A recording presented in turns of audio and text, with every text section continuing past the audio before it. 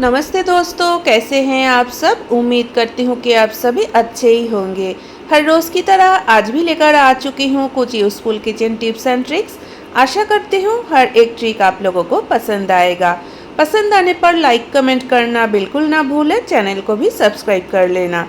तो नमस्ते दोस्तों, टिप्स वंडर में आप सभी का स्वागत करती हूँ। तो चलिए आज का वीडियो स्टार्ट करते हैं। सुबह से लेकर रात तक कई सारे काम हम लोगों को किचन सिंक में करना पड़ता है, जैसे कि बर्तन साफ करना, सब्जी धोना।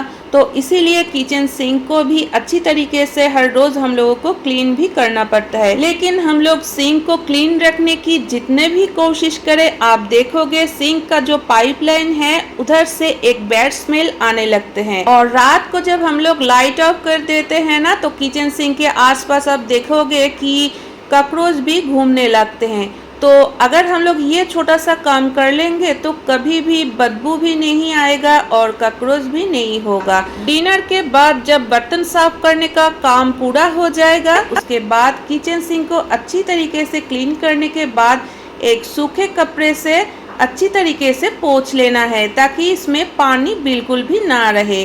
अभी ले लेना है कर्पूर, तो ज़्यादा नहीं लेना है, बस 2 टुकड़ा कर्पूर ले लीजिए। सिंक के अंदर जो नेट है उसके ऊपर आप कर्पूर को रख दीजिए और फिर कर्पूर को जला दीजिए। तो इधर मेरे पास और भी एक सिंक का एक्स्ट्रा नेट था, तो उसी से मैं इसको ढक दिया। तो अगर आपके पास नहीं है तो आप ऐसे ही रख दीजिए। तो ढक देने के बाद आप देख ही सकते हैं कि कर्पूर का एक धुआं जैसा निकल रहा है। इसके वजह से पूरा किचन से एक अच्छी खुशबू आने लगेगी। लेकिन एक बात का ध्यान रखना है कि कर्पूर छोटा होते होते पाइपलाइन में ना चले जाए। पाइपलाइन में चले जाने से वो पाइप गल भी सकते हैं। कर्पूर थोड़ा जल जाने के बाद मैंने इसमें पानी डाल दिया ताकि ये और ना जले, और ऊपर से इस नेट को हटा दिया एक फोर्क की मदद से, क्योंकि ये जो नेट है ये तो अभी काफी गर्म हो चुका है। कर्पूर के ऊपर पानी डालने की वजह से कर्पूर का जो पानी पाइपलाइन में गया है ना, इसके वजह से पाइपलाइन का वो जो बैड स्मेल है वो कभी भी नहीं आएगा। ये काम हफ्ते में 2 दिन तो जरूर करना है। तो कैसा लगा ये ट्रिक जरूर कमेंट करके बताना। तो चलिए अगला ट्रिक भी देख लेते हैं। अभी इतनी गर्मी पड़ चुकी है और इस गर्मियों में अगर हम लोग बाजार से कुछ ज़्यादा सब्जी खरीद के ले आएंगे तो 2-4 दिनों के बाद आप देखेंगे सब्जी एकदम से सूख जाता है, और वो सब्जी काटने में भी काफ़ी मुश्किल होता है और खाने में भी बिल्कुल अच्छा नहीं लगता है। खास तौर से जो छिलका वाला सब्जी होता है ना, जिसका छिलका निकालना पड़ता है, सूख जाने के बाद उसका छिलका निकालना काफ़ी मुश्किल हो जाता है। तो अगर आपके साथ ऐसा हुआ है तो आप ये ट्रिक को ज़रूर फॉलो कर सकते हैं। वो छिलका वाला सब्जी हो या तो फिर ऐसे भी हो, जो भी हो, आप एक बर्तन में ले लीजिए और ऊपर से पानी डाल दीजिए। पानी ऐसा डालना है ताकि सब्जी पूरा डूब जाए। तो इस तरीके से आप नॉर्मल पानी भी डाल सकते हैं या तो फिर फ्रिज का ठंडा पानी भी डाल सकते हैं। अगर आप नॉर्मल पानी डालेंगे तो ऊपर से एक काम कीजिए, कुछ बर्फ़ का टुकड़ा डाल दीजिए। तो इस तरीके से आप रख दीजिए 1 से 1.5 घंटे के लिए। सुबह उठते ही आप ये काम कर लीजिए और ऊपर से एक ढक्कन लगा दीजिए। 1-1.5 घंटे के बाद आप जब इसको काटेंगे तब आप देखेंगे ये बिल्कुल फ्रेश सब्जी जैसा हो जाएगा। इसको काटने में कोई भी दिक्कत नहीं होगा और इसका जो सब्ज़ी आप बनाएंगे वो खाने में भी कोई ख़राब नहीं लगेगा। तो ये ट्रिक ज़रूर फॉलो कीजिए। आशा करती हूँ ये ट्रिक आप लोगों को काम आएगा। तो पसंद आने पर लाइक कमेंट करना बिल्कुल ना भूलें। तो चलिए अगला ट्रिक भी देख लेते हैं। हर लेडीज़ के पास तो बहुत सारा ईयररिंग होता है, लेकिन बहुत सारे लेडीज़ को ऐसा प्रॉब्लम होता है ना कि गोल्ड ज्वेलरी के बिना ये जो सिटी गोल्ड का ज्वेलरी है, ईयररिंग है, ये वो बिल्कुल भी नहीं पहन सकते, क्योंकि पहनने के बाद कानों में बहुत ही दर्द हो जाते हैं, कान लाल हो जाते हैं। तो उस टाइम तो कोई भी ईयररिंग नहीं पहन सकते हैं। तो अगर आपको ये प्रॉब्लम है तो आप ये ट्रिक को ज़रूर फॉलो कीजिए। नेल पेंट तो हम सभी के पास होता ही है, तो आप नेल पेंट ले लीजिए और ईयररिंग के ये जो पीछे वाला हिस्सा है जो कि कानों के साथ टच होता है, तो उस हिस्से को आप पेंट कर दीजिए नेल पेंट से। तो इस तरीके से पेंट करने के बाद रख दीजिए 2 से 3 मिनट के लिए, ताकि ये सूख जाए। सूख जाने के बाद आप ये ईयररिंग को आराम से पहन सकते हैं, क्योंकि ये जो सिटी गोल्ड का पोर्शन है इसमें तो आप नेल पेंट लगा चुके हैं, तो सिटी गोल्ड आपके कानों के साथ बिल्कुल भी नहीं टच करेगा, तो आपका कान में भी दर्द नहीं होगा और लाल भी नहीं होगा। और पीछे जो नेल पेंट लगाया हम लोगों ने वो सामने की तरफ से बिल्कुल भी नहीं समझ आएगा।